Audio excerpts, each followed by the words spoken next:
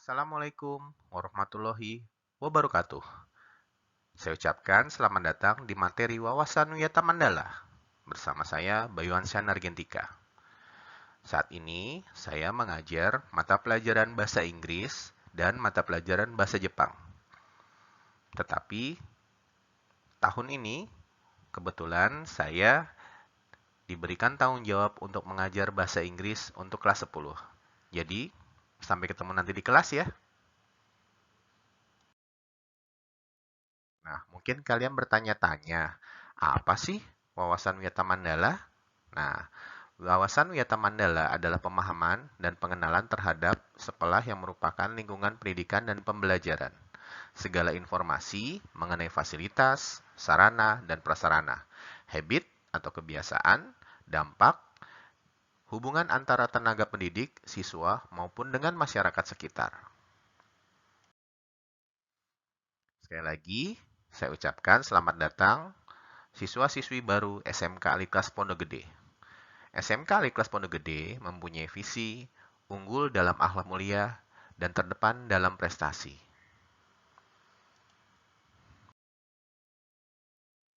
Yuk, kita lebih mengenal ada apa saja di sekolah kita. Nah, ini dia adalah bagian depan dari sekolah kita.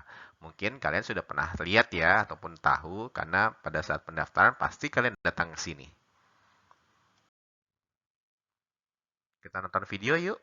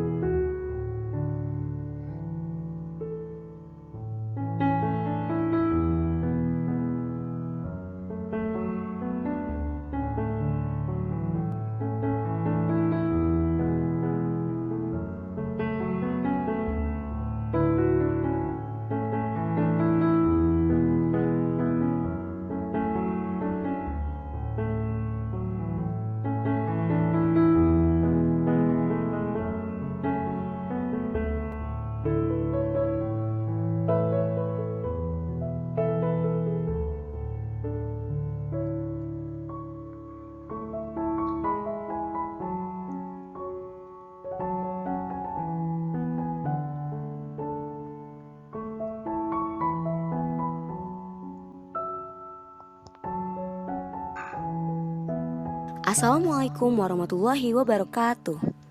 Al-Ikhlas Vocational School has one department, namely Office Management Automation, or commonly referred to as OTKP. Here students will learn about all things related to offices and management. And at Al-Ikhlas Vocational School also learn several foreign languages. For example, English, Japanese, and Arabic. Because at Al-Ikhlas Vocational School, students are not only capable in one field, but also able to master several foreign language, which can help more students to communicate with overseas companies. We will educate students to become more competent human beings because Al-Ikhlas Vocational School can do that.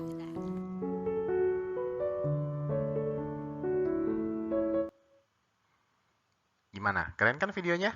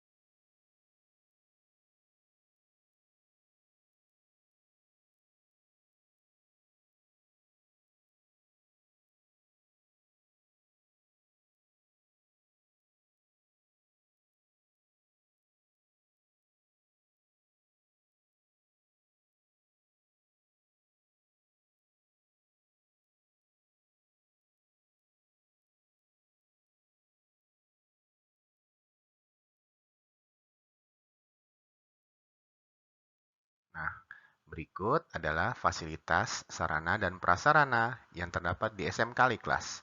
Yang pertama-tama mungkin sudah kalian ketahui kalau kita mempunyai gedung yang permanen, ataupun nggak kemana-mana ya, jadi nggak nyewa, ataupun berpindah-pindah tempat.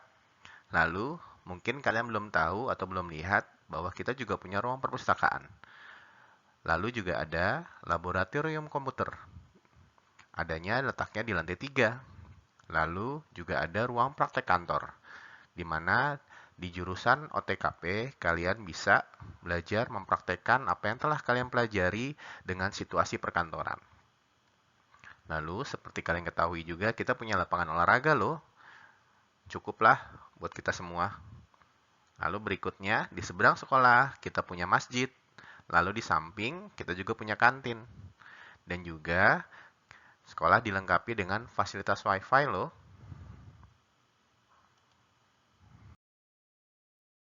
Nah, inilah sekolah. Sekolah, sekolah kita, selain menjadi tempat belajar, juga menjadi rumah kedua buat kalian. Kenapa? Nah, ini dia. Sekolah sebagai tempat belajar, tempat untuk melaksanakan kegiatan belajar, tentu saja, ya kan? Guru dan siswa sebagai subjek yang menjalankan proses pembelajaran. Karena guru tanpa siswa tidak bisa berjalan, begitupun juga sebaliknya. Berikutnya, terdapat kurikulum, sumber belajar, sarana, dan prasarana yang menunjang pembelajaran. Terdapat aturan dalam bentuk tata tertib sekolah yang mengatur segala sesuatu yang berkenaan dengan proses pembelajaran. Apalah artinya belajar tanpa ada tata tertib? Benar nggak? Nah, ini konsekuensinya. Satu, sekolah tidak boleh digunakan untuk kegiatan yang tidak berhubungan dengan pendidikan. Tentu saja lah ya, namanya kan juga sekolah. Yang kedua, tujuan utama peserta didik berada di sekolah adalah untuk belajar. Nah, tuh, oke? Jadi sudah jelas loh tujuan kalian datang ke sekolah untuk apa. Yang ketiga, setiap warga sekolah harus mematuhi peraturan yang berlaku di sekolah. Setiap warga sekolah harus mampu menunjukkan karakter warga terdidik baik di dalam maupun di luar sekolah. Jadi, ketika kalian menjadi siswa-siswi SMK Liklas, kalian punya tanggung jawab yang luar biasa untuk menjaga nama baik alma mater kalian. Oke? Next. Ini dia. Sekolah sebagai rumah kedua peserta didik. Peserta didik menghabiskan sebagian besar waktunya di sekolah. Ya, walaupun tidak besar-besar amat, saya yakin bahwa sebagian besar waktu kalian juga ada di rumah juga, ya kan? Tetapi pasti kalian menghabiskan banyak waktu kalian untuk belajar di sekolah. Berikutnya, guru adalah orang tua peserta didik di sekolah. Ya, kami guru-guru adalah orang tua pengganti kalian ketika kalian berada di sekolah. Tentu saja, teman sebaya, kakak kelas, dan adik kelas adalah saudara peserta didik di sekolah. Ya, jadi kalian bersaudara lah semua. Nggak perlu ada yang berantem-berantem. Akur-akur deh ya. Ruang kelas, taman, serta fasilitas lainnya di sekolah tidak ubahnya rumah bersama seluruh warga sekolah. Oleh sebab itu, yuk kita jaga bersama-sama supaya tidak ada yang rusak, tidak ada yang coret-coret. Pokoknya kita jaga dengan baik deh. Kalau memang sudah bersih, kenapa harus dikotorin sih? Nah, ini konsekuensinya bagaimana? Setiap peserta didik harus menghormati guru seperti layaknya mereka menghormati orang tua di rumah. Ya, kami kan juga orang tua kalian juga di sekolah. Yang kedua, perlu menumbuhkan sikap saling menghormati dan menyayangi antar sesama warga sekolah. Yang ketiga, setiap warga sekolah harus memelihara dan menjaga fasilitas yang ada di sekolah. Yuk, kita menjaga apa yang sudah menjadi milik kita juga. Yang keempat, sebisa mungkin setiap permasalahan yang ada diselesaikan secara musyawarah dalam nuansa kekeluargaan. Ini dia, ya. Kan kelihatannya lebih enak dan lebih gimana ya? Lebih kekeluargaan deh, ya kan? Dibandingkan yang gambar yang ini ataupun yang ini, yang XX ini. Bayangkan nggak kalau sekolahnya tidak terjaga dengan baik kebersihannya, mejanya kotor, ya kan? Seperti itu. Nah, peranan siswa dalam wawasan Wiyata Mandala. Ini peran kalian juga loh. Yang pertama, menerapkan dan menunjukkan akhlak yang mulia di dalam maupun di luar sekolah. menaati tata tertib yang berlaku di sekolah tanpa kecuali, meningkatkan kedisiplinan diri di dalam maupun di luar sekolah, hormat dan sopan kepada guru dan warga sekolah yang lain, belajar yang tekun, menyelesaikan tugas yang diberikan oleh guru tepat waktu, menjaga nama baik sekolah dan keluarga dimanapun berada, mengikuti kegiatan ekstrakurikuler. Siswa mengikuti kegiatan berorganisasi melalui OSIS, menjaga dan memelihara fasilitas belajar dan mengajar, melaporkan peristiwa negatif yang terjadi di sekolah. Mudah-mudahan ini tidak terjadi ya kepada OSIS, guru, wakil kepala sekolah, BK, atau kepala sekolah. Dan tidak kalah penting yaitu memelihara lingkungan sekolah. Prinsip 7K dalam pengamalan wawasan Wiyata Mandala. Keamanan, kedisiplinan, kekeluargaan, kerindangan, kebersihan, keindahan, dan ketertiban.